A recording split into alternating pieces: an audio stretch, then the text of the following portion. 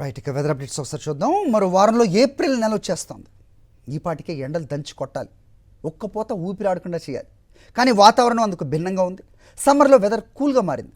తెలుగు రాష్ట్రాల్లో అక్కడక్కడ పడుతున్న వర్షాలతో వాతావరణం చల్లబడింది.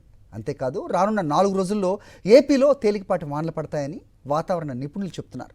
రాయలసీమ, కోస్తా జిల్లాల్లో వానలు పడతాయన్నారు. గంటకు 40 నుంచి 50 కిలోమీటర్ల వేగంతో ఈదురుగాలులు వీస్తాయని, ఉరుములు మెరుపులతో పిడుగులు పడే అవకాశం కూడా ఉందంటున్నారు వాతావరణ నిపుణులు.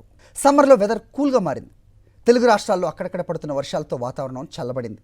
అంతేకాదు రానున్న 4 రోజుల్లో ఏపీలో తేలికపాటి వానలు పడతాయని వాతావరణ నిపుణులు చెప్తున్నారు.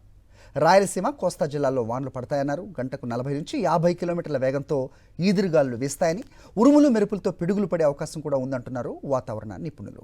సమ్మర్లో వెదర్ కూల్గా మారింది. తెలుగు రాష్ట్రాల్లో అక్కడక్కడ పడుతున్న వర్షాలతో వాతావరణం చల్లబడింది. అంతేకాదు రానున్న 4 రోజుల్లో ఏపీలో తేలికపాటి వానలు పడతాయని వాతావరణ నిపుణులు చెప్తున్నారు. రాయలసీమ, కోస్తా జిల్లాల్లో వానలు పడతాయన్నారు. గంటకు 40 నుంచి 50 కిలోమీటర్ల వేగంతో ఈదురుగాలులు వీస్తాయని, ఉరుములు మెరుపులతో పిడుగులు పడే అవకాశం కూడా ఉందంటున్నారు వాతావరణ నిపుణులు.